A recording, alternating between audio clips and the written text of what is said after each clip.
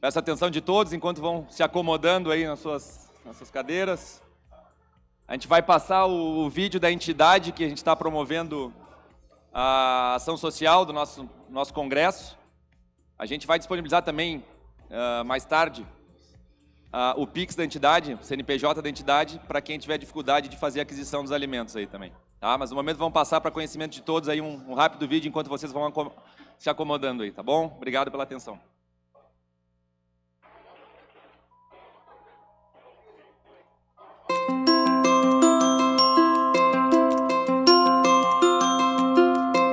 O que pode ser mais importante para uma sociedade do que proteger nossas crianças, adolescentes e jovens? Com carinho, amparar o seu futuro possibilitando novas oportunidades e experiências. Há 6 décadas, a Associação Beneficente Patronato Bento Gonçalves cumpriu com a missão de atender centenas de meninos carentes. 2008, novos tempos, novos desafios. Com a mudança no Estatuto da Criança e do Adolescente, nasce Abraçaí, a Associação Bento Gonçalvense de Convivência e Apoio à Infância e Juventude, possibilitando o trabalho diferenciado através de contraturno escolar para meninos e meninas em situação de vulnerabilidade social. Em 2009, a Abraçaí se fortalece com a franquia do programa Florescer, através do Instituto Elisabetta Randon. Por meio do serviço de convivência e fortalecimento de vínculos, mais proteção social, mais qualidade no serviço e um número muito maior de atendidos.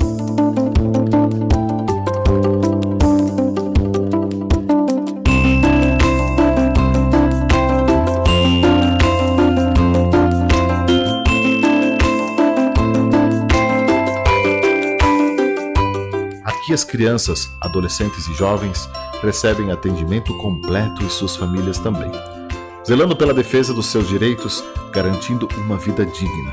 Porque não trabalhar para uma sociedade mais justa é o que nos traz todos os dias a responsabilidade de inspirar os beneficiários de 5 a 17 anos. Antes e depois da escola no contraturno das lições, eles vêm dos bairros Santa Helena 1, 2, 3, Fátima, Santa Marta, Santo Antão, Imigrante e Botafogo. Chegam ávidos por saber. Olhinhos brilhantes prestando atenção nas oportunidades que abrirão as portas do seu futuro.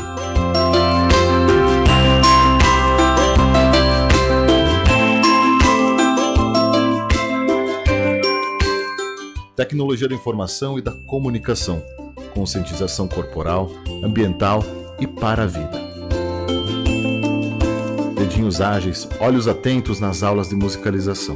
Acesso à formação e iniciação profissional através da parceria com Senac e Senai, por meio do programa Jovem Aprendiz. Todas as atividades são acompanhadas por profissionais capacitados nas áreas de atuação.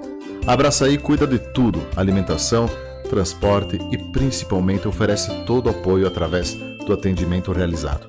Quem abraça uma criança e um adolescente tem acima de tudo coragem. Coragem de dar um pouco de si para um futuro muito melhor para todos nós.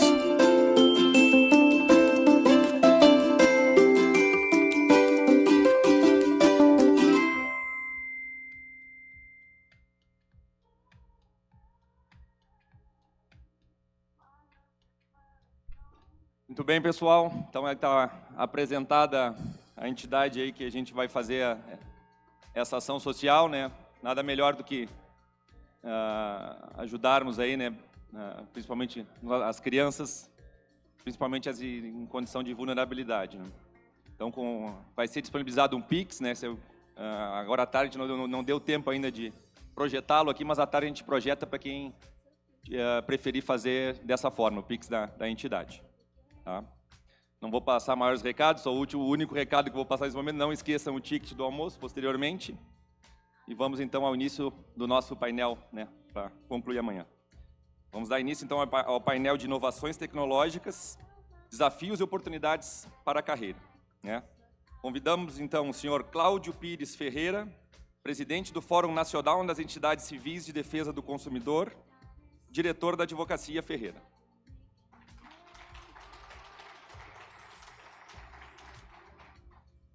Convidamos nosso colega, o senhor Marcos Eielson Pinheiro de Sá, gerente do Vigi Fronteiras do MAPA.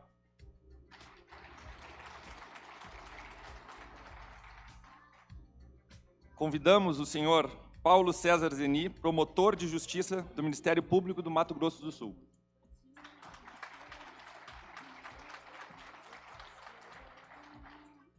E convidamos o colega Henrique Pedro Dias para moderar este painel. Henrique é diretor de política profissional do AMP. Um ótimo painel a todos, obrigado.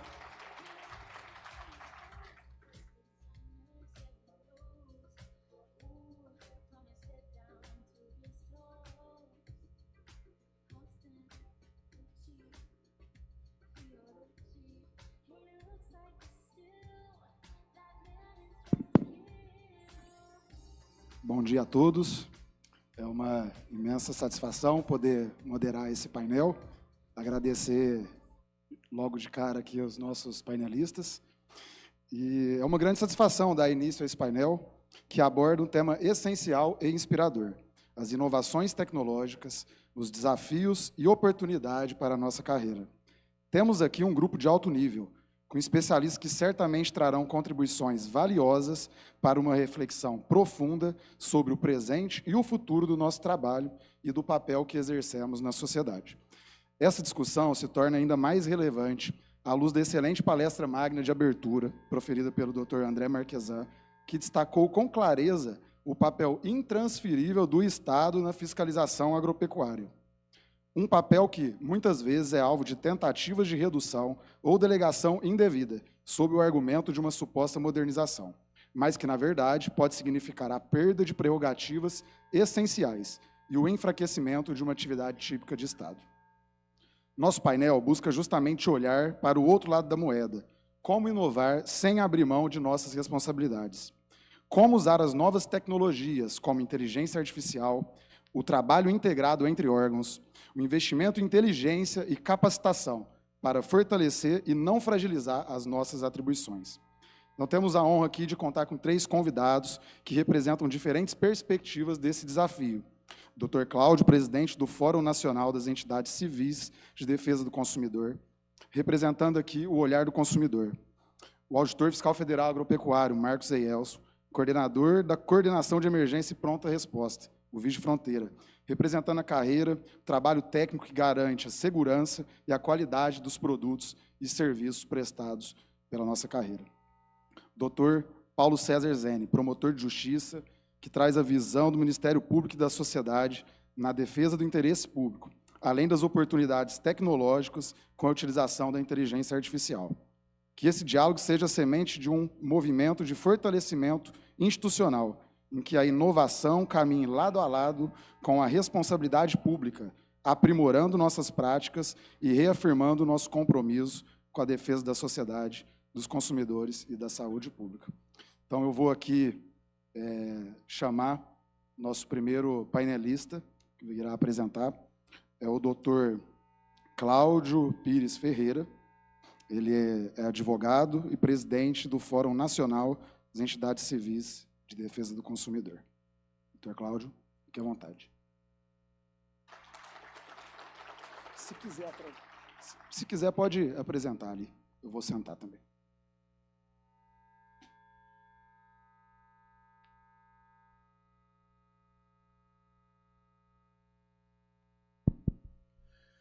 Bom dia a todos e a todas. Quero começar agradecendo a honra, a oportunidade de estar aqui, representando o Fórum Nacional das Entidades Civis, agradecer ao presidente Janos, o vice-presidente Ricardo.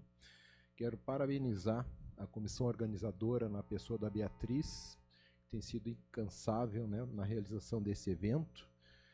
Já tive muitos eventos, mas esse me impressionou muito pela quantidade de pessoas, pela qualidade dos temas e, mais do que isso, pela primorosa organização. Então, fica aqui desde logo o meu registro e o meu agradecimento pela oportunidade de estar aqui.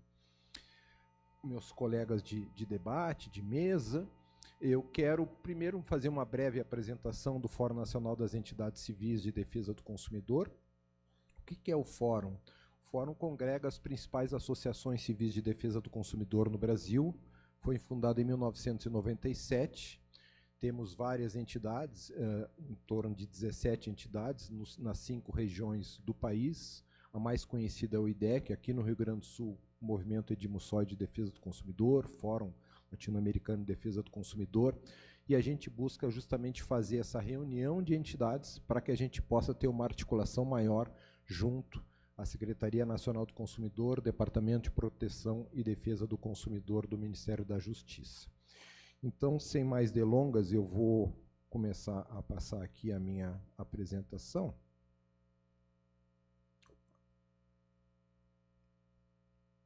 Aqui.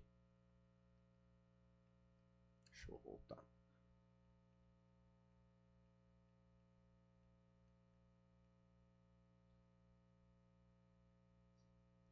Bom, eu vou começar aqui, antes de mais nada, eu também quero deixar claro que a minha ótica, que eu vou procurar ressaltar aqui, é justamente a defesa do consumidor. E também a gente tem uma parceria com a ANFA Sindical há mais de 15 anos, né? Então eu também quero destacar algumas questões também, como, por exemplo, a portaria do MAPA, né? SDA 1370, foi publicado no Diário Oficial da União, no dia 1º de outubro desse ano, né? Submete à consulta pública a proposta de portaria que altera a instituição normativa, STA 30 de 2017, que estabeleceu os procedimentos para submissão de proposta, avaliação, validação, implementação de inovações tecnológicas a serem empregadas em qualquer etapa de fabricação de produtos de origem animal em estabelecimentos com registro no DIPOA. Então, essa portaria que pretende alterar a instrução normativa, né, e eu destaco aqui especialmente o artigo 2º, né, que trata do experimento. Né, então, ensaio científico executado a critério do DIPOA-SDA, em laboratório, planta piloto ou em estabelecimento sob o serviço de inspeção federal, segundo a descrição contida no protocolo proposto pelo requerente, para avaliação da inovação tecnológica quanto à sua eficiência, seus efeitos de inocuidade, identidade, qualidade do produto e possíveis interferências nos procedimentos de inspeção sanitária oficial e bem-estar animal. E aqui eu faço alguns destaques, né? A gente vive um novo mundo, né? A partir da inteligência artificial, né? Isso tem muitos estudiosos que já entendem que isso daí seria uma nova revolução, né, industrial, enfim, e é um caminho sem volta, né? Nos preocupa e, ao mesmo tempo que nos alegra esse debate da inteligência artificial, e eu, como advogado, me preocupa em alguns aspectos ela, especialmente, por exemplo, né, já algumas eventuais decisões judiciais proferidas por inteligência artificial, a gente entende que o magistrado não pode ser substituído pela inteligência artificial. No mais, sem dúvida nenhuma, eu acho que a inteligência artificial vem para contribuir. Então, falando aqui especialmente na área de vocês, de atuação de vocês, eu refiro, né, os sensores internet das coisas, né, monitoramento em tempo real de temperatura e umidade, alertas automáticos para prevenção e perdas e contaminações, fiscalização contínua e preventiva, controle automatizado em câmeras frias e transporte de produtos. Inteligência artificial, como eu falei, e Big Data. Esses dois elementos são extremamente importantes porque analisam, e aí entra a Big Data, né, análise de grandes volumes de dados sanitários, identificação de padrões de risco e priorização de inspeções, tomada de decisão mais rápida baseada em evidências. Esse ponto eu acho que é extremamente importante porque a gente não tem, vocês sabem melhor do que eu, o número de fiscais necessários para fiscalizar um país com dimensões continentais como o Brasil. Então, eu acho que esse tipo de instrumento tecnológico vem ajudar muito o trabalho de vocês também, justamente porque é baseado em evidências, né? Reconhecimento de imagens para detecção de irregularidades. Dois pontos que eu também queria destacar para vocês, rastreabilidade e blockchain. E aí a gente está vendo, vocês acompanharam na imprensa recentemente, né? Infelizmente, alguns consumidores têm sido vítimas, né, de fraudes em bebidas alcoólicas, né? A importância da rastreabilidade também nesse tipo de produto. E não é por acaso que o Supremo Tribunal Federal retomou esse julgamento, né, para que eles possam decidir mais do que isso, a importância da rastreabilidade. Né? Então, esse é um pequeno segmento, né, de bebidas alcoólicas, né, mas que a rastreabilidade, com certeza, impacta positivamente em outros setores também, como de produtos agropecuários. Então, rastreabilidade blockchain, a garantia de autenticidade dos alimentos, isso é extremamente importante, prevenção de adulteração e fraudes, registro seguro da cadeia de produção. E por que é importante, aí volta a rastreabilidade? Porque a rastreabilidade para o consumidor é de extrema importância. Porque com uma rastreabilidade o consumidor tem a informação adequada e clara, conforme inclusive determina o artigo 6º do Código de Defesa do Consumidor, que toda a informação deve ser clara, precisa e ostensiva. Então a gente entende que a rastreabilidade é fundamental, inclusive para a segurança do consumidor. E aí eu vou destacar, e não como gaúcho, como filho dessa terra, eu queria destacar 2 projetos que estão em transcurso aqui no estado do Rio Grande do Sul, que já vem desde 2017, ou seja, uma continuidade de um projeto, e a gente sempre acha como importante todos os projetos tenham continuidade, né? E aí eu destaco esse projeto, o primeiro, os 2 são da Universidade Federal de Santa Maria, Fundação de Apoio da Universidade Federal do Rio Grande do Sul e o Fundo de Defesa Sanitária Animal do Rio Grande do Sul. O título desse projeto é Integração de Tecnologias e Sistemas para a Garantia de Rastreabilidade em Cadastros Agropecuários e Emissões de Guias no Rio Grande do Sul. O objetivo dele é o desenvolvimento de ferramentas para monitorar a movimentação de animais e produtos agrícolas. O foco está na emissão e no controle de guias de trânsito, GTA, e guias de trânsito suínos, GTS, além do gerenciamento de dados de biosseguridade em granjas e do programa SUSAF-RS. O outro projeto, também da Universidade Federal de Santa Maria, inteligência artificial, a vigilância e auditoria no Serviço Veterinário Oficial do Rio Grande do Sul. O objetivo é a utilização de inteligência artificial para aprimorar a fiscalização e a detecção de riscos sanitários. E aqui a gente tem alguns focos, enfim, tivemos de gripe aviária, enfim, de outras patologias, né? Então é importante essa rastreabilidade. A tecnologia será aplicada na análise de dados de vigilância ativa e passiva, fiscalização de trânsito animal e gestão laboratorial. Serão verificados esses modelos para analisar dados que vêm de outros sistemas, ou seja, ele conversa com outros sistemas do próprio estado do Rio Grande do Sul, especialmente da Secretaria da Agricultura, ajudando na tomada de decisões. A expectativa é que as soluções aumentem a eficiência operacional, permitindo respostas mais rápidas e a emergências sanitárias, como surtos de gripe aviária, por exemplo. E aí eu começo a vir mais para o terreno que me é afeto. Vocês devem, eventualmente, estar se perguntando o que tem a ver uma pessoa vinculada à defesa do consumidor, ao direito do consumidor, num Congresso Nacional de Auditores Federais de Produtos Agropecuários, de fiscalização de produtos agropecuários. Tem muito a ver, porque o trabalho de vocês é para o consumidor também. Quando vocês fazem o trabalho rotineiro de vocês, é buscando um produto que possa gerar para o consumidor segurança. E esse é um dos elos que nos une. Não é por acaso, como eu falei um pouco tempo atrás, da nossa parceria de mais de uma década com a ANFA Sindical. Não é por acaso isso.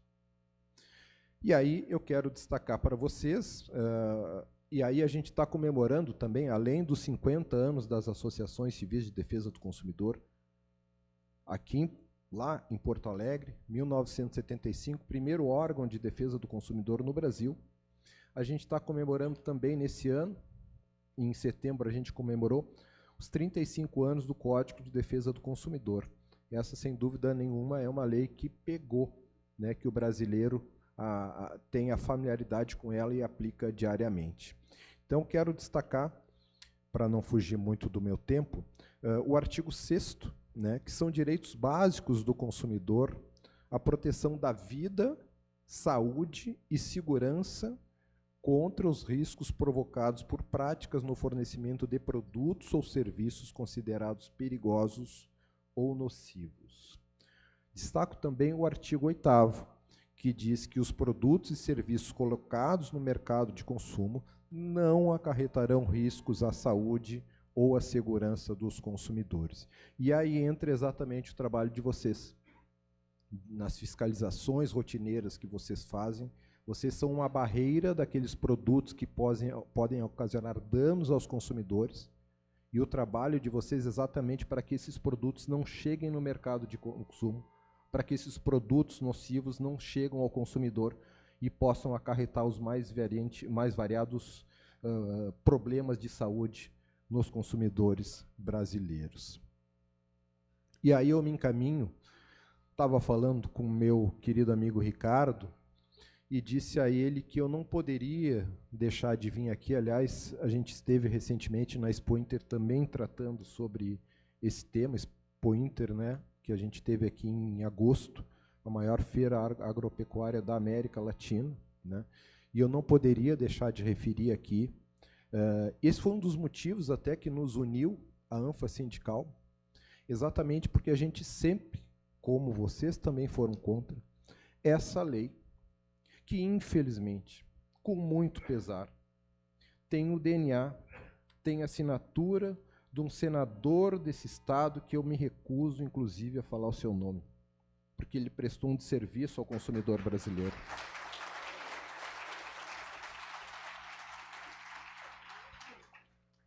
Eu me refiro à fatídica e sombria Lei 14.515 de 2022, Lei do Autocontrole.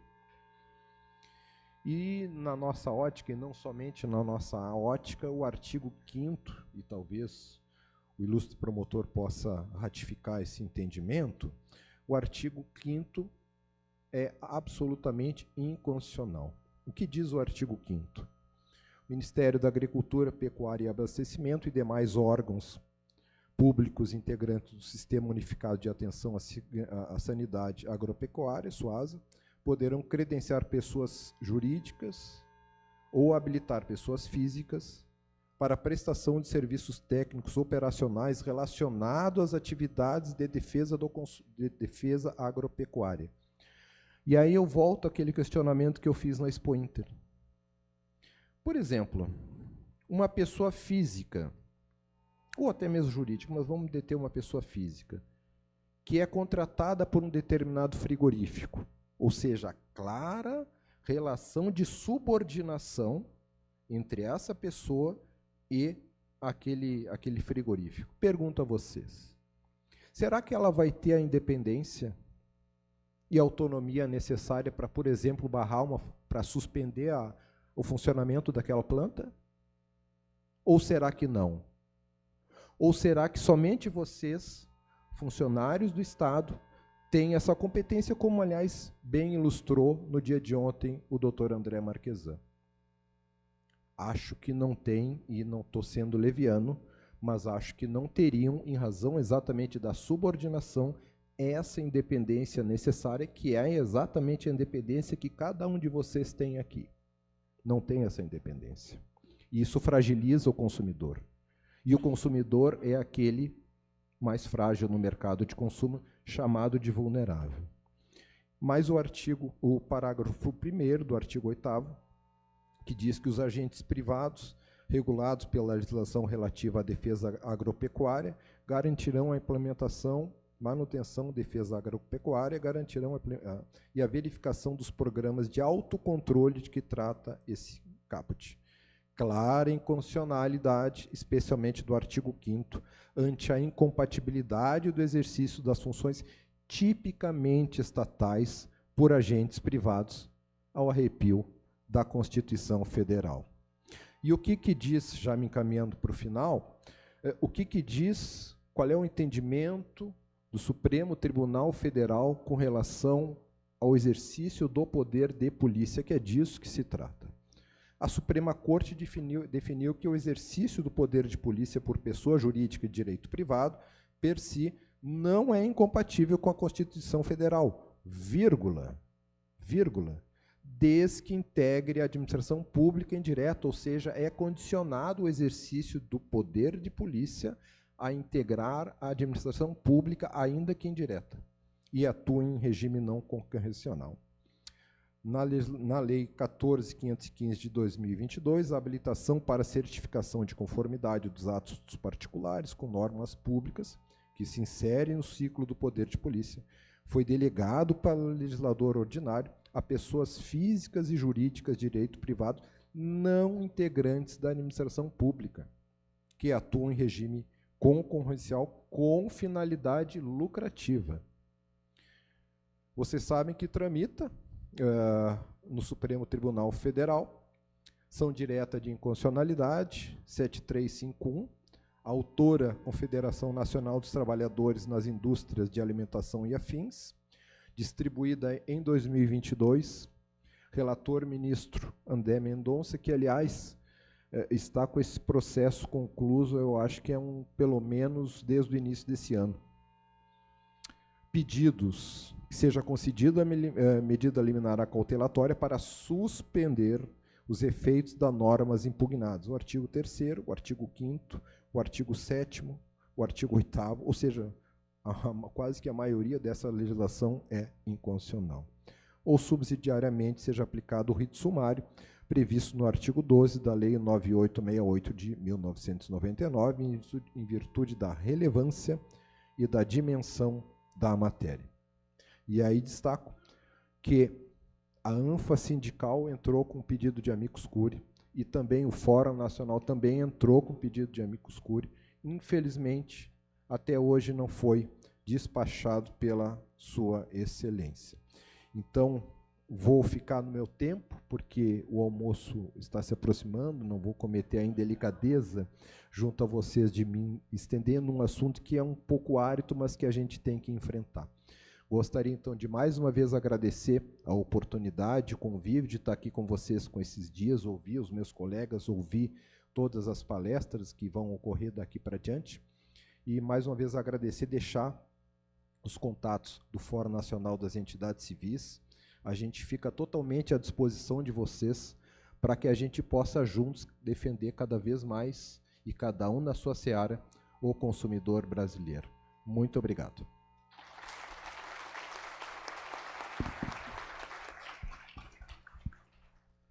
Muito obrigado, doutor Cláudio. É importante esse tema, né?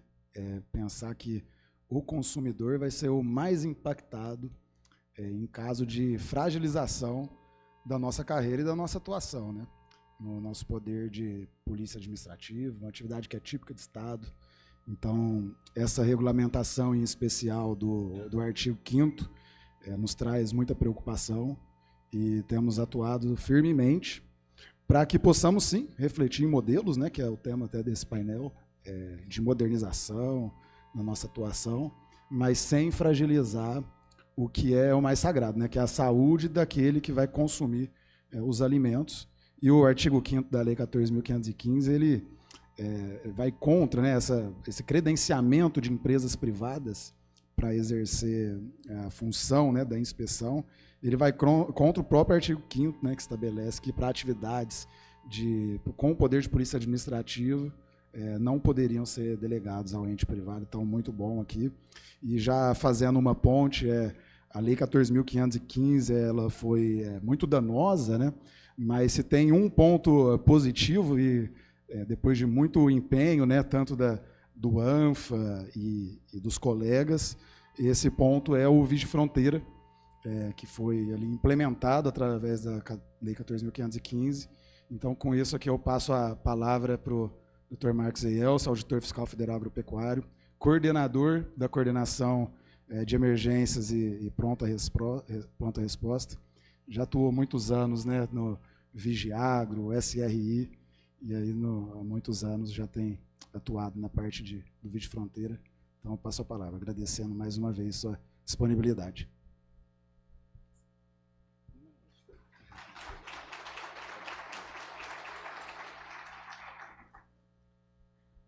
Pessoal, vou pedir licença para quebrar um pouquinho o protocolo.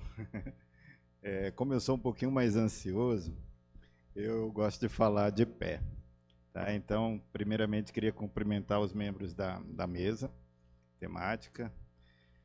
Em nome de meus colegas que estão aqui, Elda, Xandre, Joca, o próprio Henrique da Coresp e todos os outros que colaboram com o Vídeo Fronteira, eu cumprimento todos os colegas auditores fiscais federais agropecuários e fico muito honrado de ter esse espaço para a gente falar um pouquinho do Vídeo Fronteira para vocês.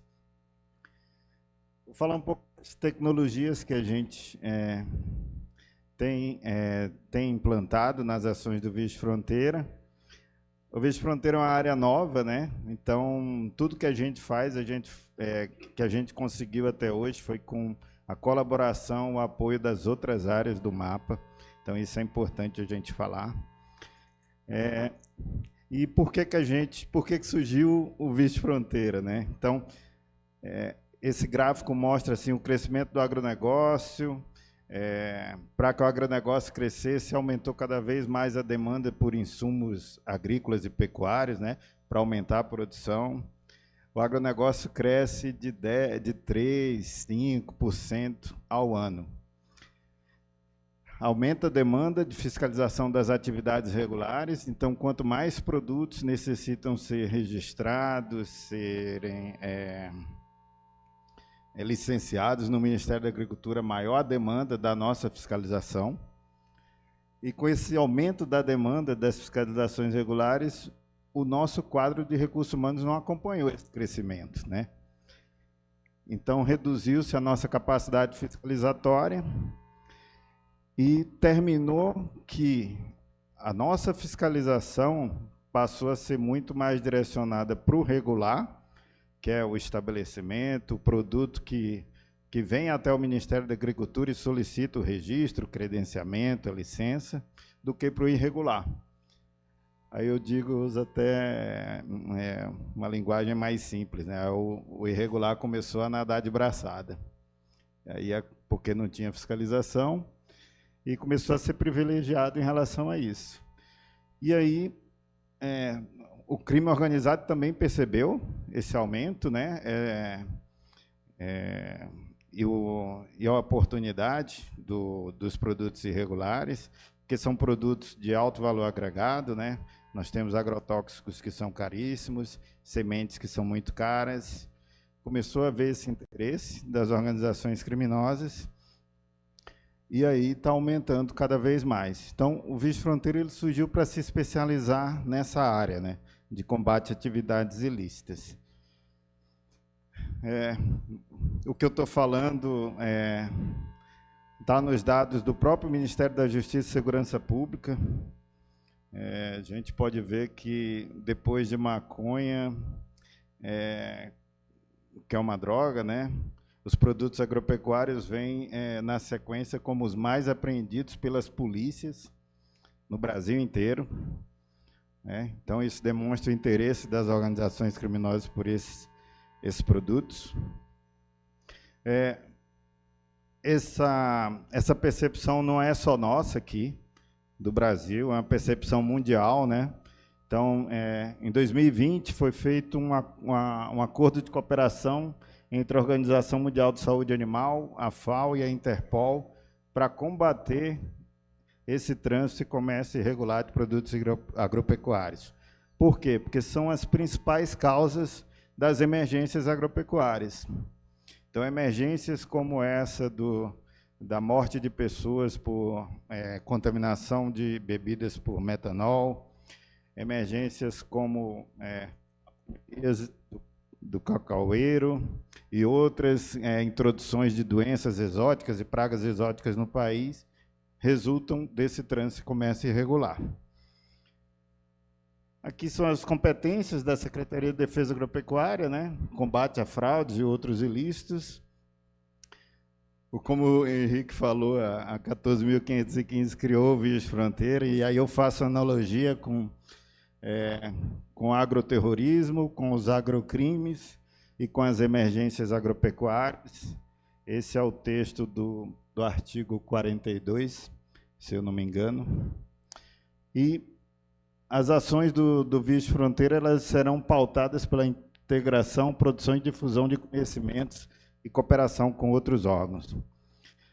Então, isso a gente faz bastante, né?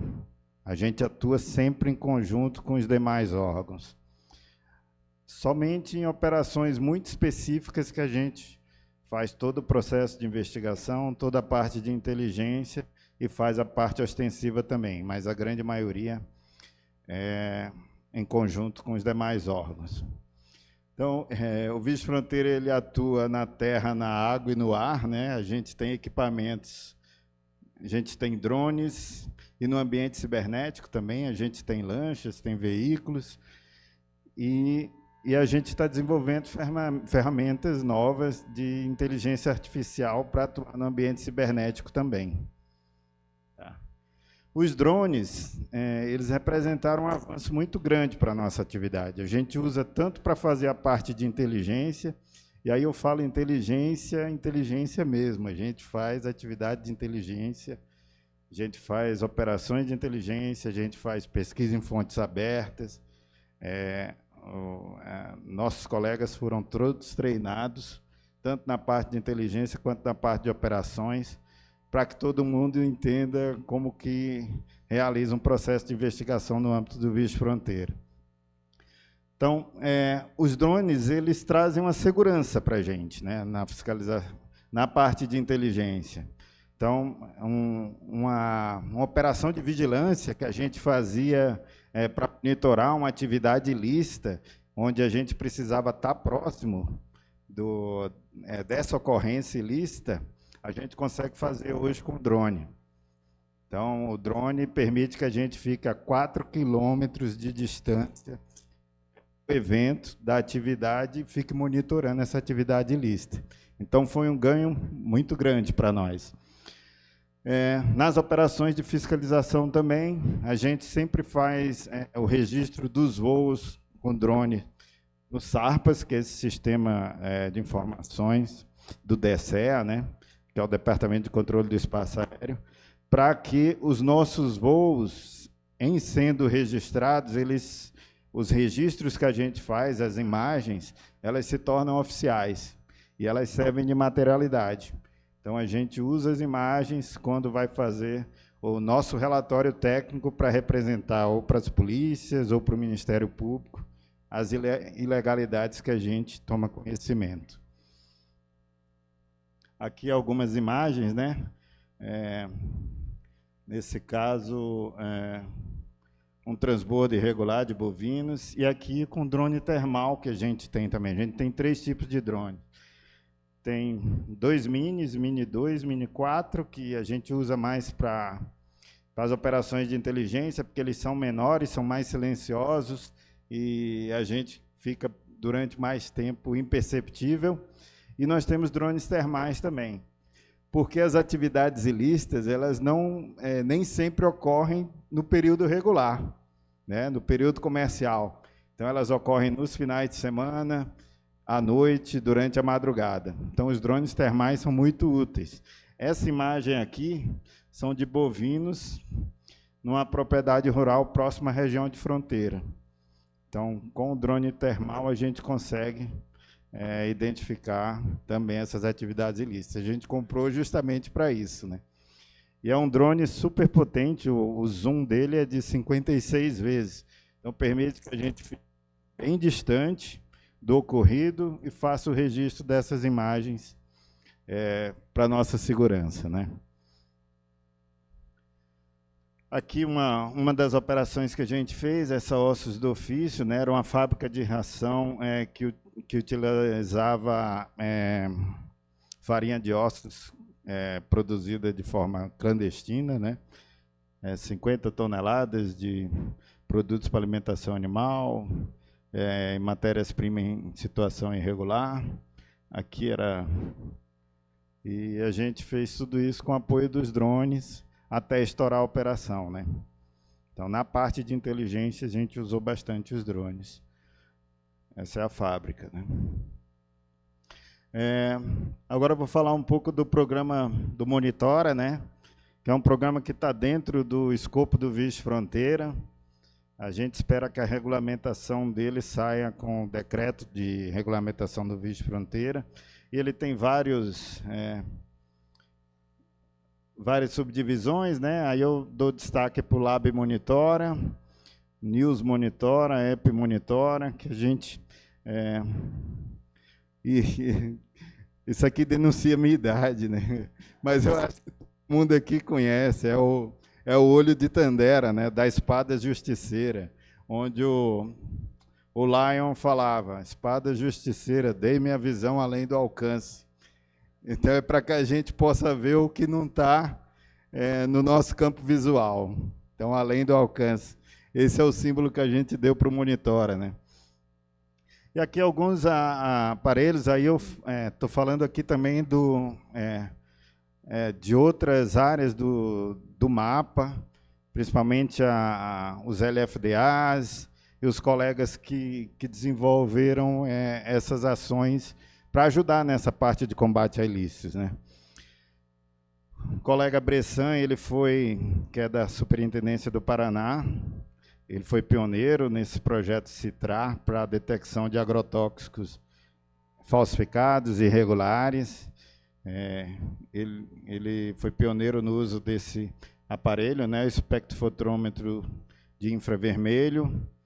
No LFDA São Paulo, nós temos a colega Vanessa Santos também, que é chefe da área de pesquisa de resíduos e contaminantes, que usa também esse aparelho para detecção de falsificações de produtos veterinários. E o Hugo Caruso, que é o diretor do DIPOV, está também implementando o uso na fiscalização de bebidas. E aqui... esse gráfico é para vocês verem a diferença, né? O azul seria o produto regular e o que está em vermelho, o produto falsificado. E aqui,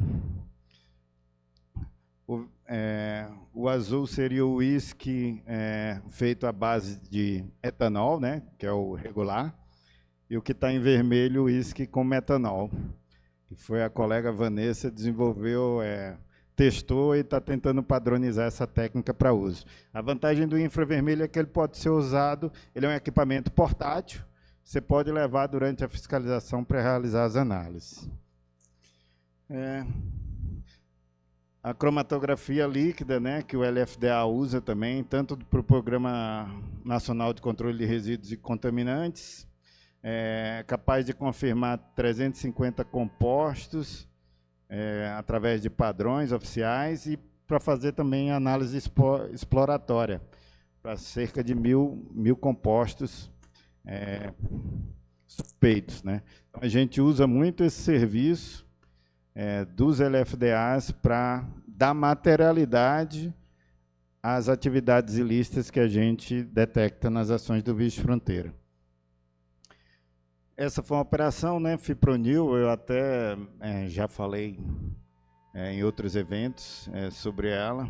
Então, foi detectado o Fipronil no fígado de um bovino, no Programa Nacional de Controle de Resíduos e Contaminantes.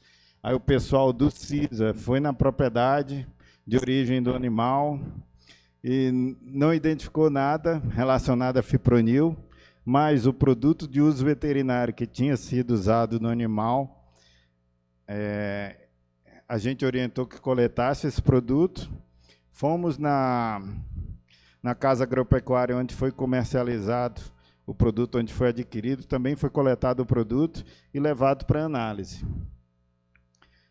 E na parte de pesquisa em fonte aberta, que é na parte de inteligência, a gente descobriu que no rótulo do produto tinha essa sigla aqui, que quer dizer Fipronil, né? É uma sigla que identifica Fipronil. Só que o produto, que era registrado no Ministério da Agricultura, ele era só a base de cipermetrina, que é uma outra droga, né, pode ser usada também como agrotóxico.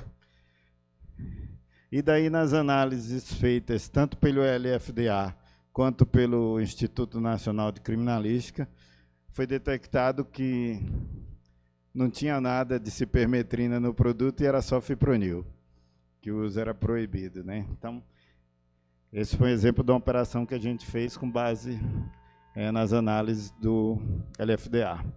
Então, mais de 22 mil produtos apreendidos e 44 toneladas de agrotóxico. Era um estabelecimento que, na verdade, o cara era um alquimista, né? Ele tinha registro para fabricar produto veterinário, tinha registro para fabricar agrotóxico e tinha registro para domicílio sanitário. E aí ele ficava fazendo os testes lá. Aí o produto dele era eficiente, estava vendendo bem, só estava com registro irregular, né?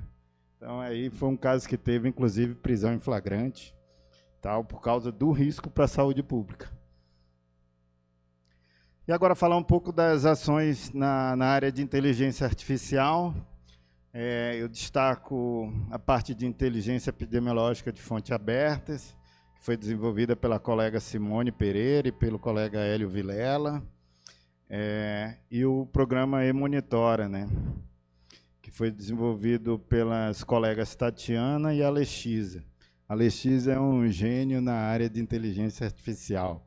Então, toda demanda que surge para nós, a gente apresenta para ela, ela traz as respostas. Então, é muito legal.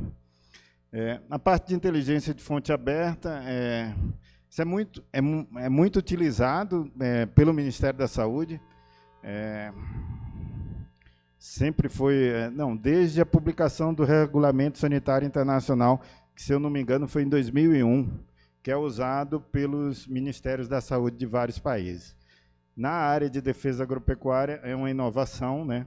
Então, a gente trouxe essa atividade para a parte da defesa agropecuária, e ela detecta alterações de perfil epidemiológico de doenças, eventos sanitários inusitados ou de causa desconhecida, indícios de trânsito irregular de plantas, animais, produtos, detecção de pragas quarentenárias ausentes ou outros riscos emergentes. Então, é feita uma automatização da informação, coleta das informações, limpeza e padronização, classificação, e o fim tem uma avaliação técnica. Então, imagina que esse robozinho de inteligência artificial, ele fica diariamente buscando na internet do mundo inteiro toda e qualquer notícia sobre praga ou doença que ocorra no mundo. Então, a gente usa 3 idiomas para tentar ampliar o leque, né? E a gente detecta bastante. Meu tempo está acabando. Vamos lá, aqui alguns casos, né? Então, relato de suspeita de gripe aviária na Argentina. O rumor foi detectado no dia 24 de janeiro de 2023 e a notificação oficial só em 14 de fevereiro. Qual que é a importância disso? É para que a gente aqui, o Sistema de Vigilância Agropecuária Internacional, possa se preparar antecipadamente para direcionar a fiscalização para os voos de maior risco que entram no país, para as cargas agropecuárias de maior risco que estão entrando no país. Tá? Então, aqui a gente consegue mais de 20 dias para se preparar para uma possível entrada de um produto irregular no país. Que outro caso foi detectado doença da vaca louca no Pará. Isso aqui no Brasil, né? Então, esse é o delay entre o início das notícias que surgem na internet até a notificação oficial. Isso é natural, né? Então, detectado 21 de fevereiro de 2023 e a notificação oficial só no dia 2 de março. Esse foi um caso que foi detectado e notificado no mesmo dia, né? Então, encefalopatia espongiforme bovina na Holanda. E aqui dados, né, dos resultados que a gente tem, mais de quase 180 mil informações captadas, Dessas, 60 mil descartadas, 96 mil foram identificadas com alguma relação para a defesa agropecuária, 22 mil foram consideradas importantes, sendo 13 mil classificadas como alertas, que seriam notificações oficiais, e 9 mil como rumores, que são não oficiais, mas que servem para a gente ficar antenado na fiscalização. Tá? E a gente transcreve isso na forma de relatório de inteligência epidemiológica, que é o CRIP, né? Então, a gente faz diariamente esse relatório, é repassado lá dentro da SDA para os nossos colegas. O e-monitora já é um monitoramento da comercialização eletrônica de produtos agropecuários, que não adianta, porque o crime organizado é muito esperto. Essas organizações criminosas, eles veem que a gente está intensificando a fiscalização de fronteira, as polícias estão intensificando as fiscalizações de fronteira, aí começam a praticar outras atividades ilícitas, aí começam a usar o mercado eletrônico, comércio eletrônico. Então, grandes plataformas. O e-monitor, a gente classificou as categorias de produtos, são diversas categorias. E aqui os tipos de operações, né? A gente faz tanto 100% cyber, o nosso robozinho detecta os anúncios, a gente classifica até identificar os anúncios irregulares e aí derruba esses anúncios. Faz operação inteligência ostensiva mais cyber, que aí a gente faz a parte do robô, faz uma atividade de inteligência, a partir daquele link, a gente chega no responsável pelo link e aí monta a operação de fiscalização para repressão, que é a operação extensiva.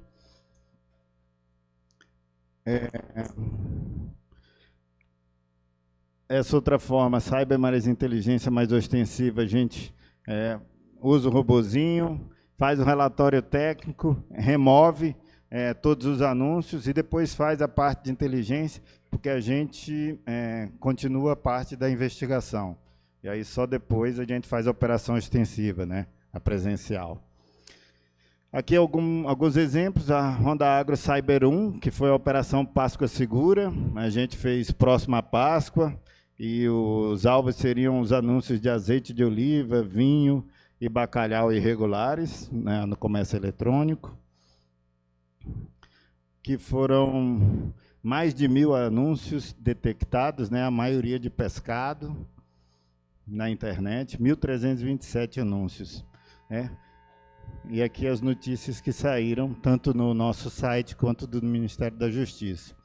E a Honda Cyber 2, que o objeto de interesse eram essas bebidas de alto valor, né, alto valor agregado. Pra vocês terem ideia do preço de algumas dessas bebidas, o preço da garrafa, que o anúncio, esse é o anúncio real, tá? É o preço real. Que o anúncio extraoficial, o anúncio que a gente detectou no monitor era muito abaixo desse preço, tá? Aí foi objeto da nossa investigação. Aí nós derrubamos mais de 1 milhão no valor do que era vendido. A gente derrubou esses links, né? Aí eu tenho muito orgulho, e aqui eu parabenizo todos os meus colegas que trabalham no Vice Fronteira.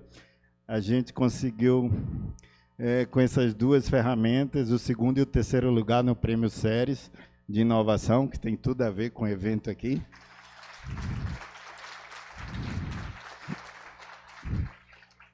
Isso aqui é custo zero, gente. Isso aqui saiu da nossa inteligência própria. Muito orgulho disso.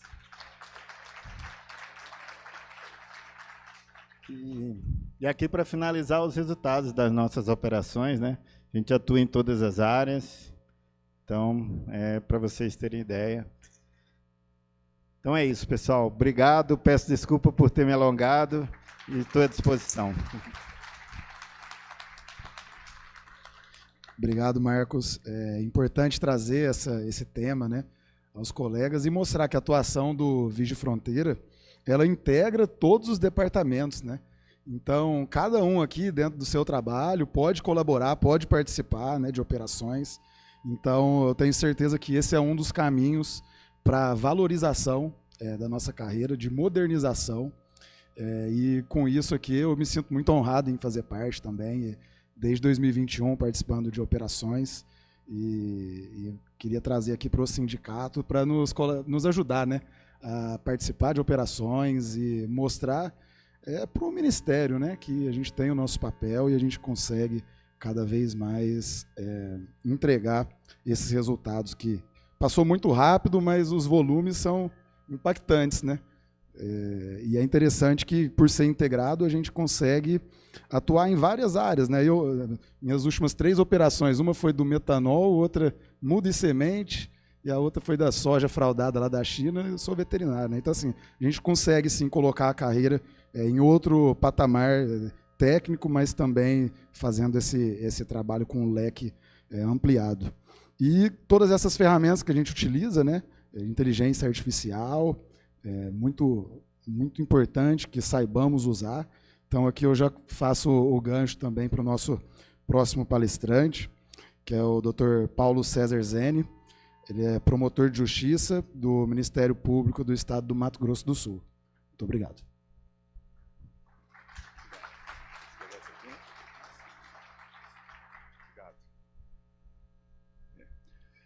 Desejar aqui um bom dia a todos, quase caminhando para boa tarde, né? Fazer aqui uma saudação e um agradecimento à ANFA pelo convite, pela oportunidade, cumprimentando o presidente Janus Pablo, né? E ao mesmo tempo estender esse cumprimento a todos os integrantes do sindicato, todos os participantes aqui, cumprimentando na pessoa, pedindo licença a todos que eu os cumprimente na pessoa do meu amigo Melvio Vendrúsculo, que é o delegado sindical lá do meu estado, Mato Grosso do Sul, onde eu atuo como promotor de justiça. E embora minha área seja uma área de formação jurídica, mais ou menos há 15 anos eu estou incumbido da implantação do processo judicial eletrônico, né, da administração dos sistemas de processo eletrônico. Isso me conduziu para a área da tecnologia. E, atualmente, eu trabalho em Brasília, no Conselho Nacional do Ministério Público, coordenando a estratégia nacional do Ministério Público Digital, que é justamente esse desafio, né, de nos adaptar ao serviço público a essas novas tecnologias. E aí eu tenho hoje essa felicidade de vir aqui compartilhar com vocês um pouquinho dessa experiência, né, nesse momento de transição que a gente vive para o ciberespaço, né. Isso aqui era ficção científica até pouco tempo atrás. Essa palavra foi usada pela primeira vez nesse livro aqui, Neuromancer, que é um livro de 1984. Nessa época a gente não tinha internet ainda, www, ela foi criada em 1991. Mas o William Gibson, na ficção científica, usou essa expressão ciberespaço. A primeira vez que ela foi escrita foi nessa frase aí, fazendo referência ao personagem do livro, que era um sujeito que navegava em ambientes eletrônicos para fazer a subtração de dados, para furtar dados. Naquele tempo ainda não existiam os hackers, mas esse livro inventou, né, esse papel, né, esse criminoso digital. E observem, né, a tecnologia. A gente começou a usar essa expressão para fazer referência a um crime e não a um ato lícito, né? E aquilo que era ficção até 1984, num tempo que eu acho que a gente estava assistindo Thundercats, né? Muitos aqui assistiam Thundercats e eu não sei se nós somos sortudos ou azarados, né, de viver nesse tempo. Nós escapamos das grandes guerras, né, do início do século passado, mas, apesar disso, fomos obrigados a viver pelo menos 4 grandes revoluções, né? A gente viveu a chegada dos meios de comunicação, num tempo que a gente tinha que decorar os números de telefone fixo das pessoas, a gente lembrava tudo de cabeça, né? Hoje a gente não lembra mais. A gente passou pela chegada dos computadores, a internet, as redes sociais, e agora nós estamos aí nesse cenário em que os crimes já são eletrônicos também, né? Os crimes presenciais, os roubos estão diminuindo dramaticamente. O que está aumentando são os golpes, são os crimes praticados na internet. Então, os crimes também estão saindo do ambiente físico e partindo para o ambiente eletrônico, os negócios, o governo, as relações sociais e também o nosso trabalho está partindo para o ambiente eletrônico, né? Só que o que a gente observa? A gente mudou pouco o jeito como a gente trabalha, a verdade é essa. A gente trocou esse teclado aqui por esse outro teclado aqui. É um tecladinho diferente, mais moderno, mas na prática a gente continua sendo obrigado a lidar com muitos dados de forma artesanal. O processo não é mais físico, eu nem sei se isso é bom, porque o processo físico era mais fácil de folhear, mais confortável de analisar. Quando eu tinha papel, às vezes eu achava mais fácil a informação. E hoje a gente sofre muito para encontrar as informações. Por quê? Porque a tecnologia acelerou, as coisas ficaram mais rápidas, mas a nossa cabeça continua exatamente a mesma. Isso aí resultou, evidentemente, no que nós estamos vendo no sistema de justiça. Isso acontece. Ontem eu conversava para saber se com você está igual, e parece que está, né? Nós temos um incremento dos problemas de saúde mental, né? Nós estamos todos com problemas de saúde mental, ansiedade, estafa. Por quê? Porque a tecnologia acelerou demais. Tudo corre muito mais rápido, a informação voa, literalmente voa, como nós vimos com os drones aí, e nós continuamos sendo obrigados a lidar com tudo isso usando exatamente aquilo que a gente tem lá em 1984, no tempo dos Thundercats, que é esse cérebro orgânico que nós temos dentro da nossa cabeça. Como é que nós vamos nos adaptar a isso? A saída parece que chegou. Talvez a nossa vida se acalme um pouco com a chegada da inteligência artificial. Ela não é uma coisa tão nova assim. Lá em 1770 tinha essa máquina aí, chama Turk Machine. Essa máquina excursionava pela Europa jogando xadrez. Era uma máquina que ganhava das pessoas jogando xadrez. Isso fez muito sucesso, até que descobriu que, na verdade, tinha um cidadão escondido dentro da máquina. Então, não existia ainda inteligência artificial nesse tempo. Mas, olha só, em 1770, as pessoas já queriam essa inteligência artificial, né? E a teoria que é base da inteligência artificial não é uma coisa que foi inventada ontem ou no ano passado. Ela é dos anos 40, dos anos 50. Né? Em 1940, Alan Turing, aquele cara do filme do jogo da imitação. Em 1950, esse Walter Pitts. Esse cara merecia uma palestra só para falar da vida dele, de tão bonito que é a vida dele. Esses dois caras foram os caras que criaram a matemática envolvida. Eles morreram sem ver a inteligência artificial surgir, porque as máquinas que existiam no tempo deles, e durante muitas décadas depois, não eram capazes de executar as fórmulas que eles bolaram. Então, nós não estamos falando de inteligência artificial de uma coisa que foi pensada agora. A gente está executando teorias matemáticas muito antigas. Só que as nossas máquinas, os nossos computadores ficaram muito potentes com o tempo, né? Nos anos 50, 70, até os anos 80, a coisa não andou, os computadores não eram potentes o suficiente.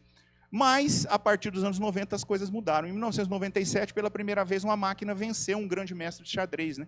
O Deep Blue da IBM venceu o Kasparov. É considerado um marco da inteligência artificial, mas nessa época, a máquina ganhou basicamente na força bruta. Ela fazia muitos cálculos, e aí ela ganhou porque ela fazia cálculo mais rápido. Só que tem um jogo, esse jogo chama Go. Go é um jogo asiático. Esse jogo, a máquina não consegue calcular, porque é tanta combinação possível que nem os melhores computadores são capazes. Por isso, os seres humanos continuaram ganhando dos computadores no Go. Por quê? Porque nós temos intuição. Nós temos uma coisa diferente do cálculo matemático, que acontece dentro da nossa cabeça. E por isso nós continuávamos sendo, de algum modo, mais poderosos que as máquinas. Mas em 2017 houve uma virada. Foi lançado, tem um documentário que, se vocês procurarem no YouTube, vocês vão encontrar, sugiro que assistam. AlphaGo, ele conta a história desse projeto. Eles desenvolveram um novo modo de treinar o computador, que é essa inteligência artificial que está chegando agora. E pela primeira vez, nós conseguimos criar um computador que tem intuição e que conseguiu vencer de um grande mestre de Go. Então, essa é uma marca importante. Em 2018, surgem os primeiros LLMs. O que é um LLM? É um Large Language Model, grande modelo de linguagem. É o ChatGPT, que todo mundo aí já ouviu falar e muitos de vocês já devem estar utilizando. Eles começaram com uma inteligência muito limitada, mas se vocês olharem aqui, vocês já estão vendo que nós já temos modelos de linguagem que estão emulando QI de 110, QI de 120, QI de gênio. Então, eles já estão com inteligência muito alta e já começam a apresentar comportamentos muito parecidos com os comportamentos dos seres humanos. Eu vou citar só 2 exemplos rápidos aqui.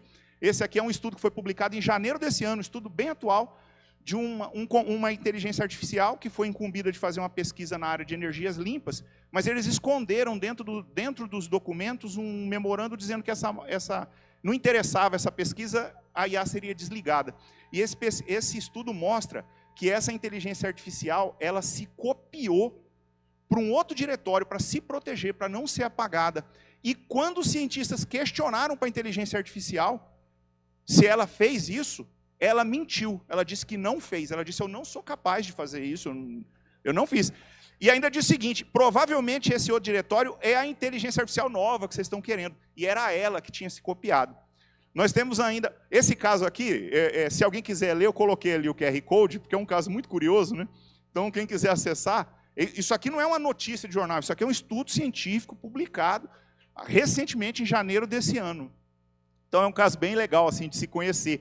Além desse caso, nós temos um outro exemplo, que esse virou notícia recente, de uma inteligência artificial que descobriu um caso extraconjugal pelos e-mails do operador, e quando soube que ia ser desligada, ela usou essa informação para chantagear o programador para que ela não fosse desligada. Então, vocês observam que a gente está diante de uma tecnologia que ela replica de um jeito muito impressionante o comportamento humano, né? Uma coisa muito curiosa.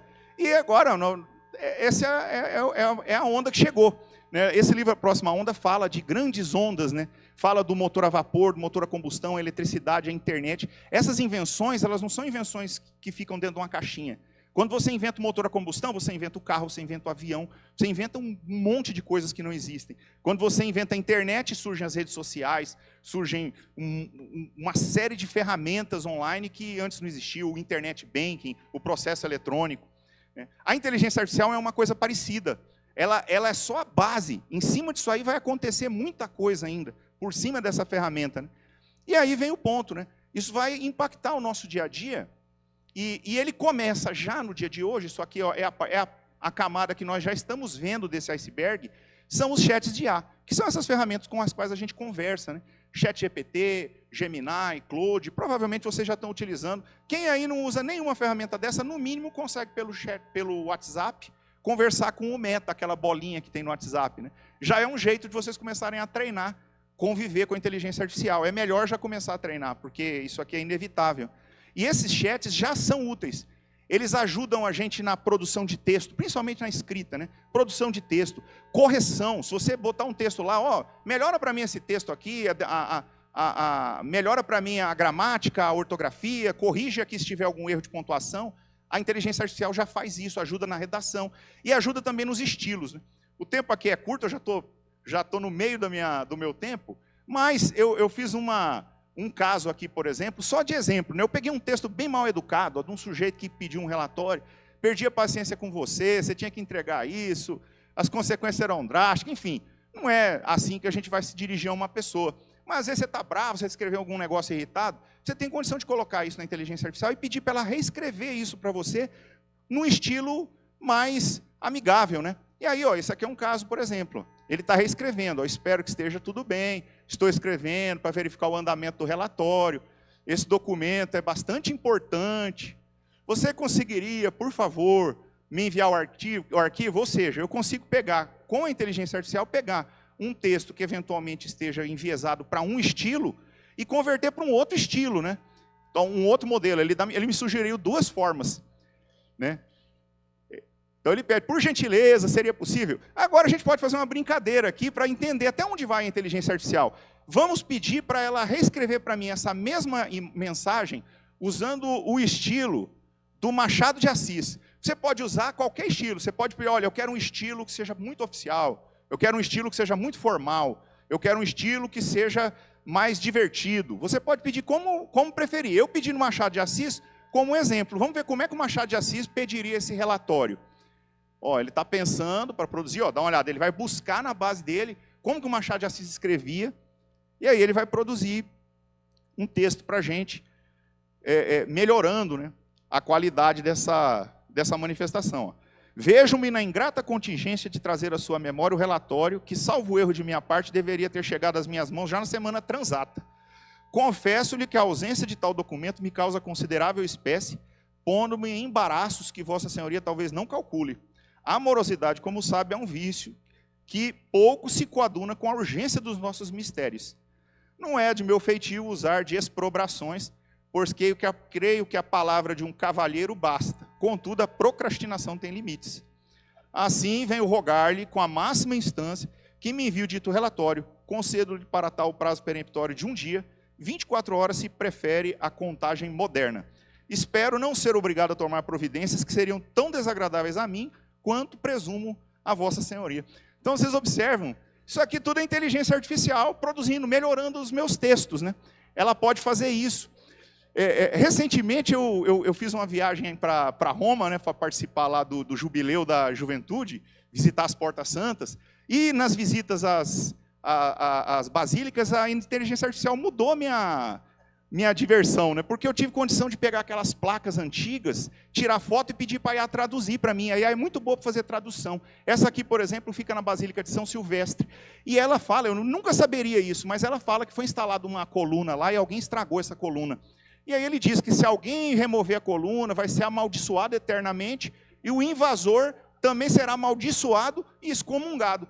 É uma placa antiga, que a gente hoje tem essa placa também, né? Só que ela é um pouquinho mais simples, né? A conversa nossa hoje é não toque, não toque.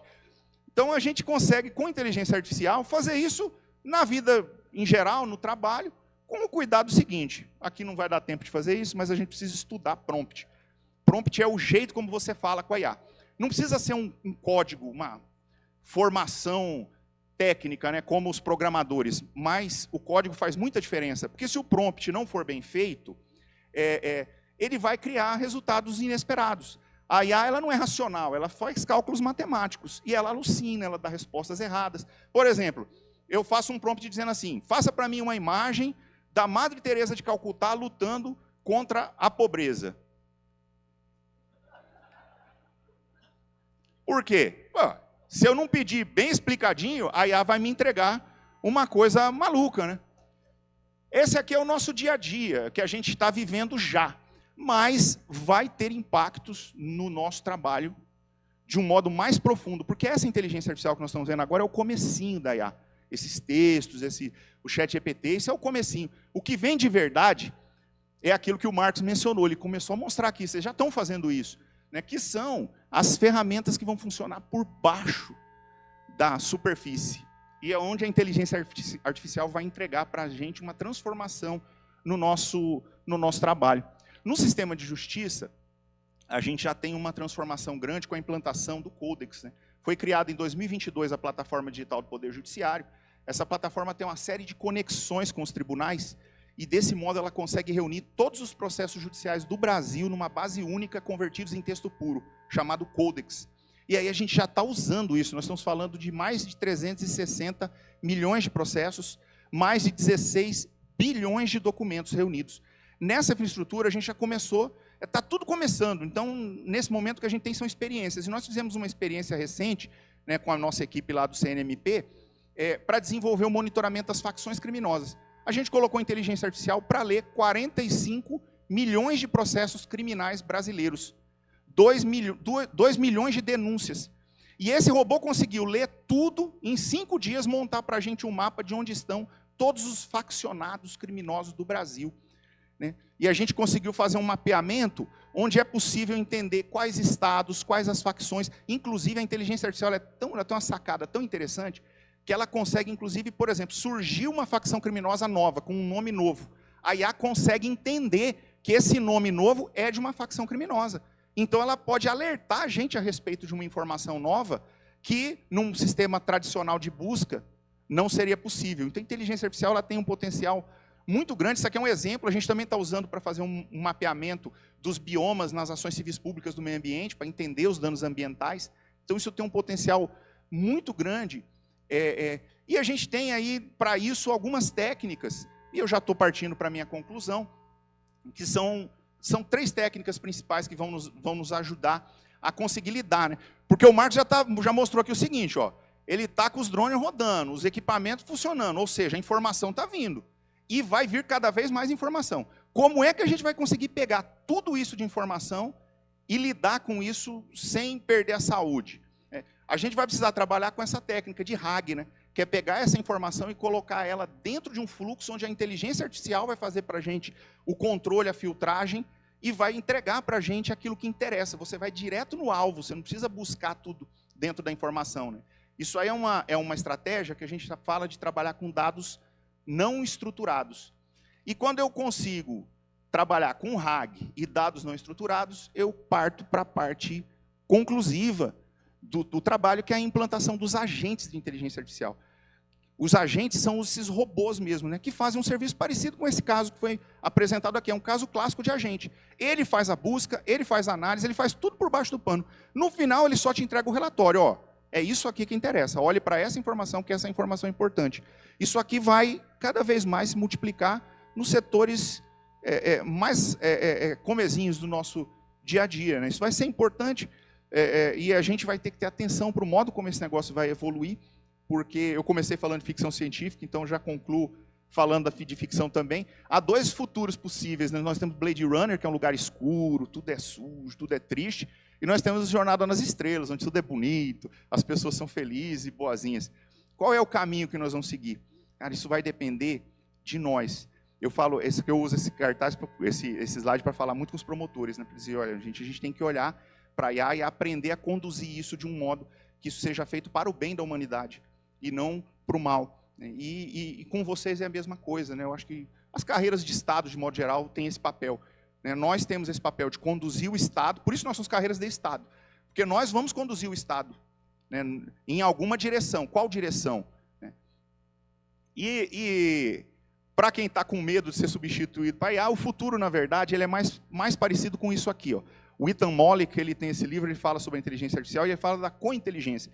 O ser humano não vai ser substituído, mas nós vamos começar a ser centauros ou ciborgues. Né? Os centauros acontecem quando você tem partes bem definidas. Né? O centauro ele é metade homem e metade animal. Uma parte do trabalho é feita pela máquina, outra parte é feita pelo homem.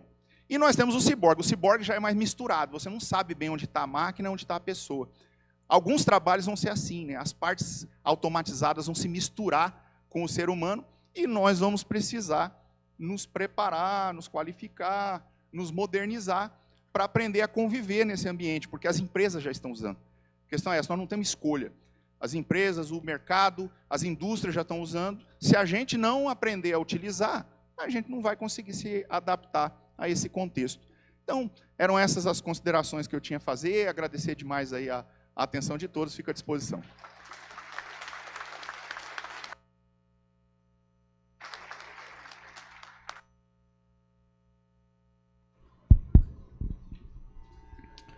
Muito obrigado, Dr. Paulo.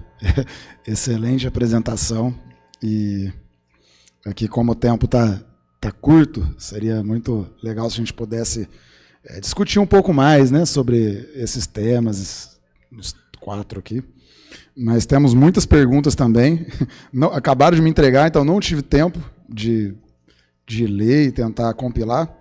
Vou tentar dar uma resumida aqui. Começando para o Dr. Cláudio. Quais são as formas e as contribuições, na prática, da maior participação do Fórum Nacional da Entidade Civil em Defesa do Consumidor no MAPA? Poderia exemplificar a participação do Fórum na Anvisa Senacom?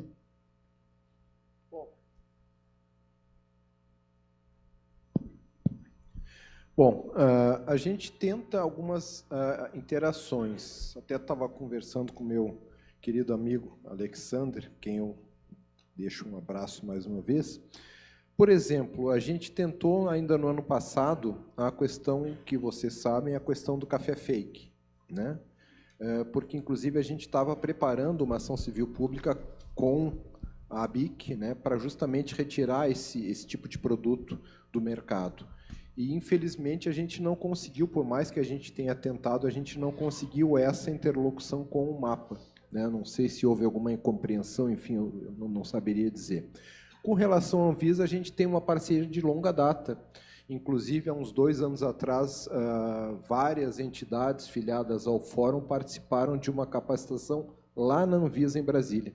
Então, a gente tenta essa articulação porque, ao fim e ao cabo, muito desses órgãos também têm o consumidor como seu trabalho final, como seu destino. Né? O MAPA, enfim, a Anvisa, vários outros órgãos também trabalham, digamos assim, nas suas especificidades para a defesa do consumidor.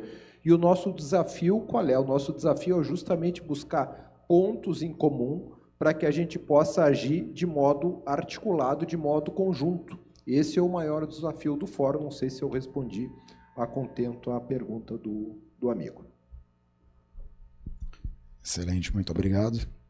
Agora para o Marcos. Vou tentar condensar duas aqui. Primeira dúvida é qual a origem das demandas do Vigi Fronteira? Apenas para entender melhor o modus operandi. Processo de investigação, fiscalização, do serviço nos estados, denúncia, GovBR, investigação da equipe do próprio Vigi Fronteira. E eu já vou... Não, pode responder essa, por favor. A gente tem várias fontes, né, de demandas.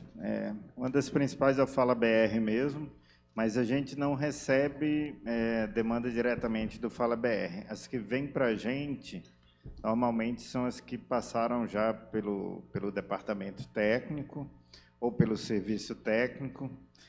A gente tem sido mais demandado quando o departamento ou o serviço técnico não conseguiu identificar a fraude ou a atividade ilícita.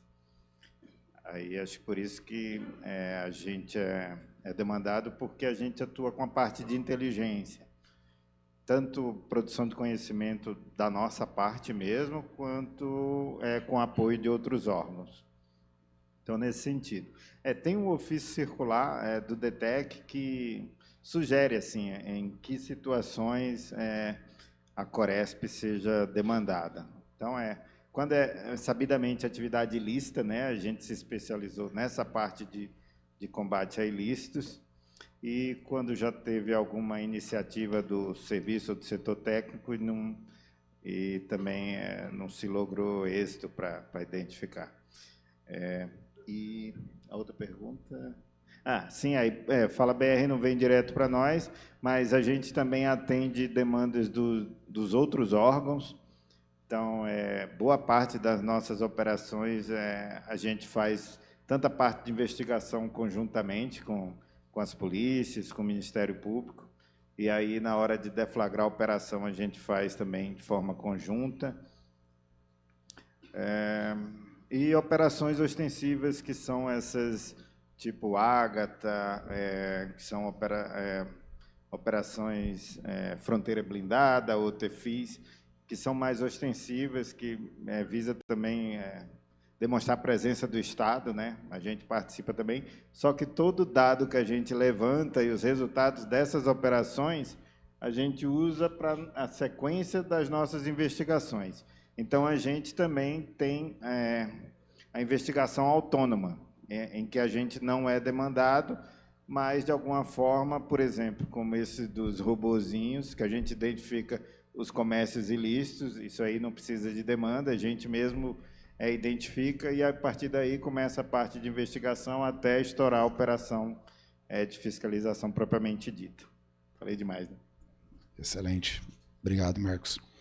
Eu vou tentar aqui unir 3 perguntas, aí vou deixar em aberto para que todos possam responder. Entendendo o acesso à informação e a transparência necessária ao consumidor como prerrogativas para a proteção da saúde, de que forma o Fórum de Entidades de Defesa do Consumidor e o ANFA Sindical podem atuar para garantir que essa informação de risco chegue de forma mais assertiva aos consumidores? Aí o colega coloca aqui um exemplo do caso de botulismo na Bahia, em que não foram apresentados de qual marca estaria envolvida a esses casos. Já vou trazer aqui em relação a fraudes econômicas também, com letras miúdas, né, que prejudicam o entendimento do consumidor, do que é aquele produto também.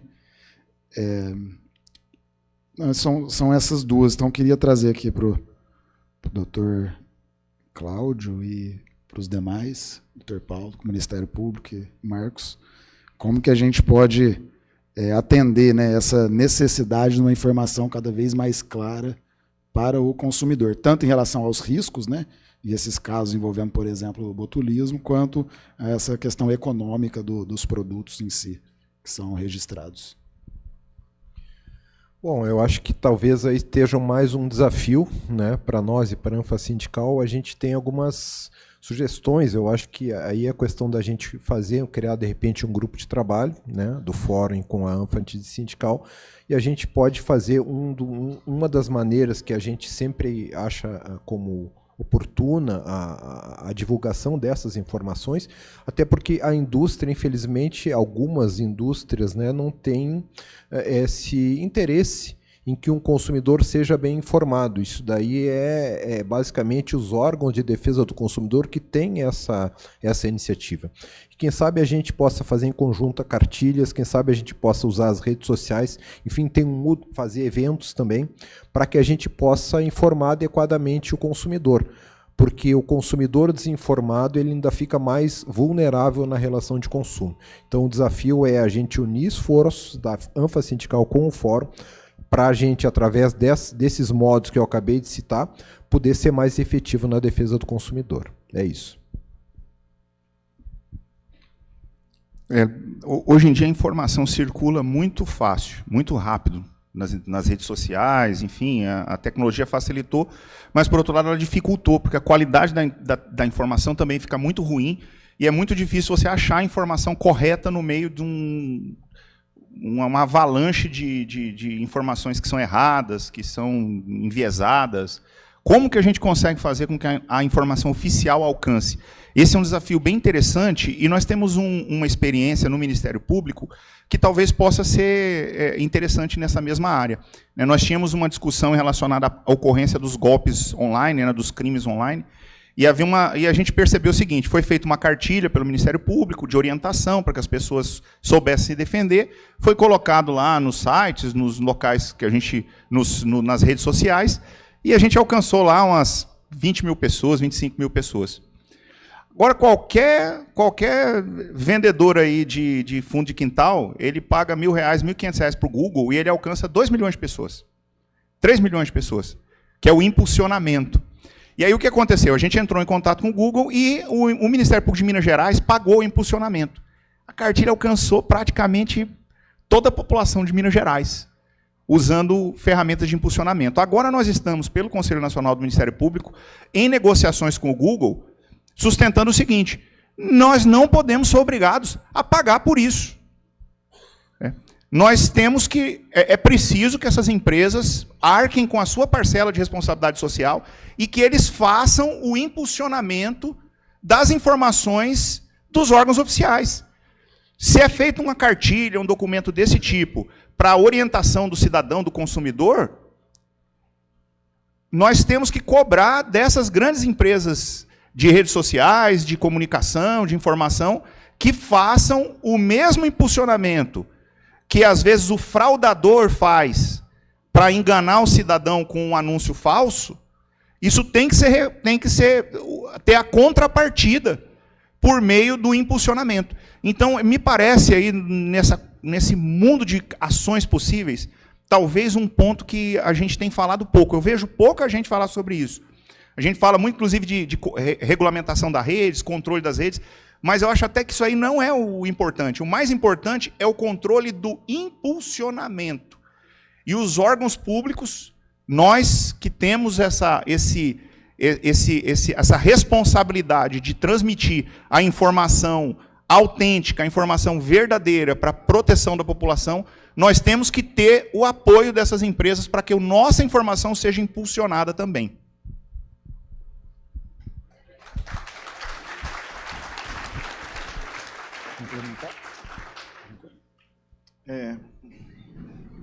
A gente vê, assim, no nosso trabalho, né, principalmente da parte de rumores, né, que é possível a gente detectar com uma certa antecedência, né, esses eventos. A gente está com o desafio de começar a tentar fazer isso na parte de redes sociais, que eu acho que começa antes da veiculação disso nas notícias da internet, né? Mas aí já é um trabalho mais cyber, mais evoluído, né? Mas seria o ideal. Mas essa parte de comunicação de risco, eu concordo, é super importante. E o fator tempo é crucial para evitar maiores danos e maiores prejuízos, né? Mas eu corroboro com os colegas aqui da mesa. Obrigado. Bom, obrigado, pessoal. Vou juntar aqui duas perguntas também. Em relação para o Marcos, né, mas aqui mais uma reflexão aqui. Em relação aos produtos clandestinos, quem dá o start em fiscalização coloca MPF, MAPA, Polícia Federal, então todos, né, acabam atuando dependendo da origem da demanda ou em conjunto, nesse caso.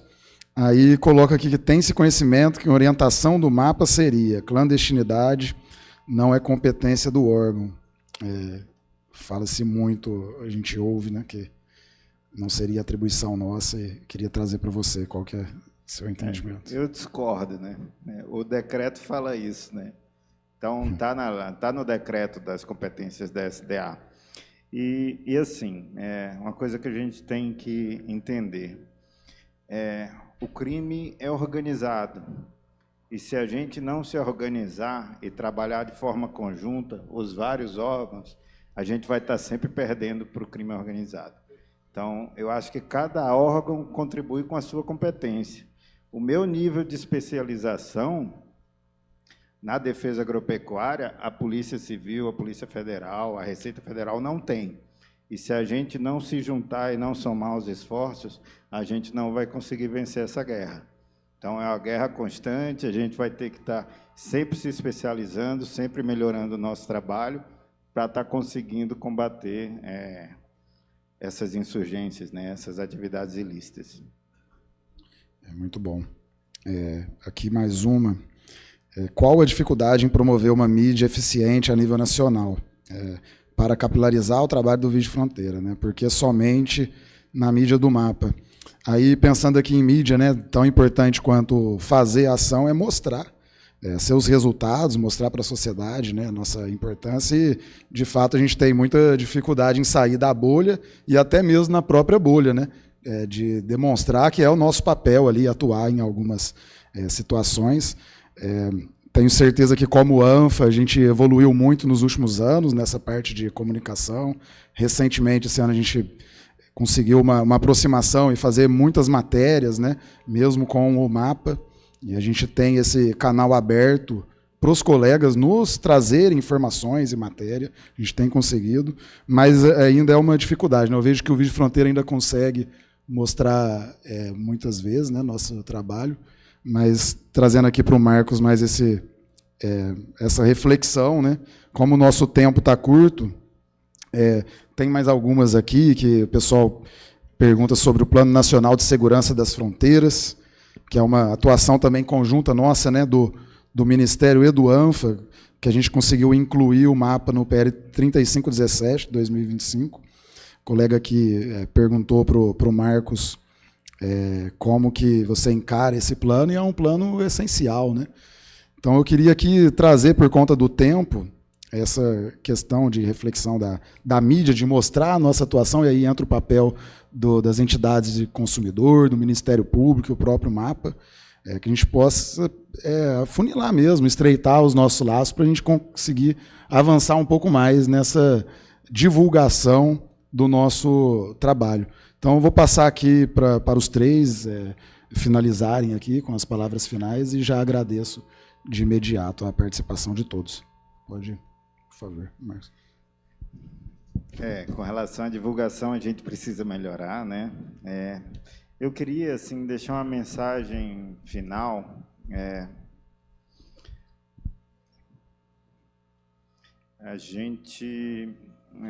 A nossa formação é muito das relações que a gente teve, dos aprendizados que a gente fez durante a nossa trajetória, né?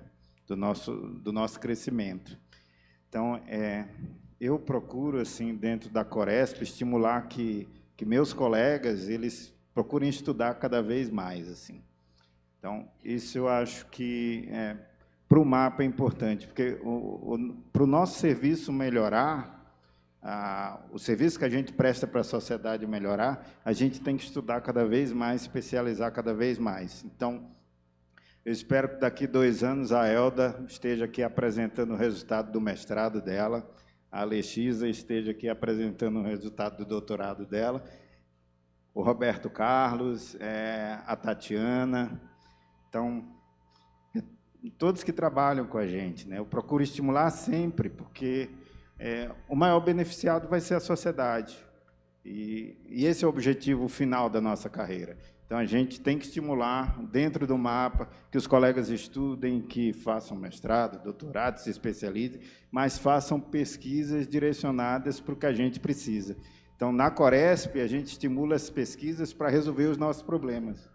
Entendeu? Então, isso que eu queria deixar de mensagem, porque a inovação depende de estudo, de especialização. Então, é isso. Obrigado, pessoal.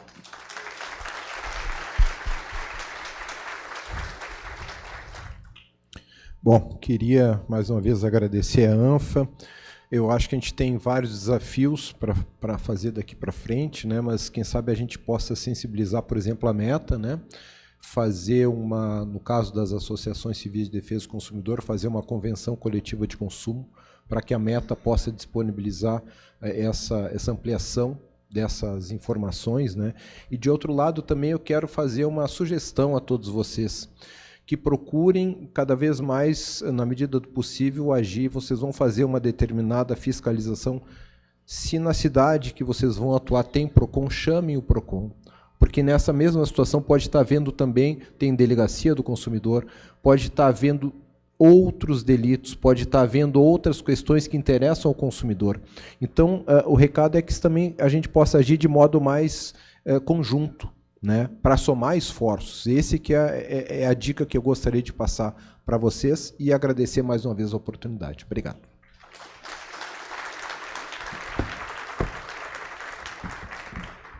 Só ratificar aqui a concordância com isso, a gente precisa trabalhar em rede, nós precisamos trocar informação, conviver. Foi muito interessante, gostei muito de ter podido participar aqui, já aprendi coisas novas ouvindo as apresentações que foram feitas, enfim, são coisas que eu vou levar para o meu trabalho, e aí nós vamos precisar aprender a se adaptar também a esse mundo novo, né? O mundo muda muito rápido, está mudando cada vez mais rápido, o serviço público tem muita dificuldade de se adaptar na mesma velocidade, é desconfortável para nós, mas nós não temos muita escolha, a gente vai ter que encontrar meios de nos adaptar e alcançar também a atenção da sociedade, né?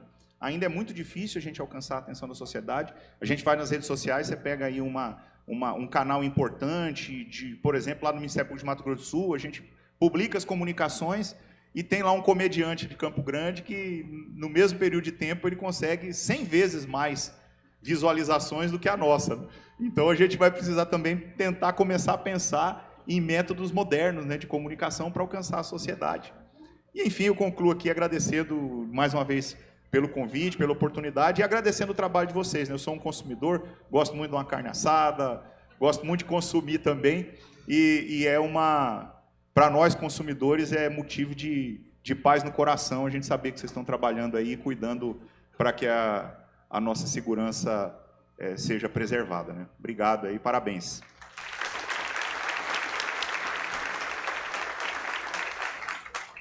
Obrigado a todos. Vou passar a palavra para o Ricardo.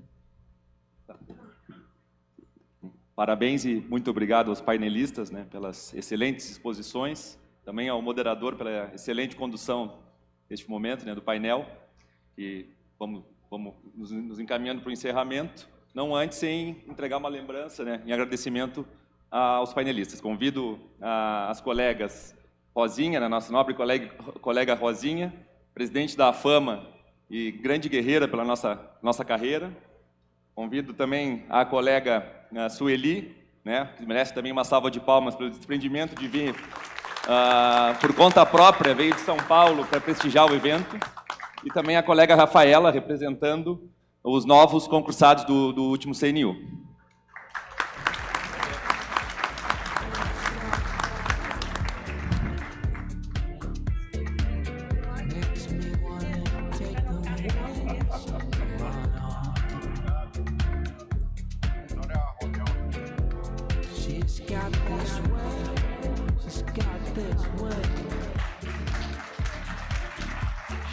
Chamar também a Beatriz, aqui, nossa coordenadora e delegada do Rio Grande do Sul, para entregar uma lembrança para o nosso moderador, o colega Henrique. E que o pessoal não se disperse ainda, que tem uns avisos aqui do Montemar ainda. Só mais um segundo. Bom, senhores, avisos finais antes do almoço, então. Muito obrigado. Não esqueçam do ticketzinho, com certeza, muita pessoa esqueceu, deve estar lá no quarto, ticketzinho do almoço, da data certa, dia 23 de outubro, para poder almoçar. O almoço é subindo essas escadas aqui, de madeira, que vai para o foyer da... nem sei como que se fala, foyer da Chardonnay e... esqueci a outra uva lá. Que vai parar para onde tem a concurso de fotografia e depois o local do almoço. No concurso de fotografia está aberto as votações. Lá vai ter uma lista para o pessoal assinar, pegar a cédula. Na cédula tem 4 campos, vocês podem escolher as 4 fotos que vocês entendem que são as melhores e colocar na urninha lá, ok? Retorno às 2 horas, ok? Bom almoço a todos.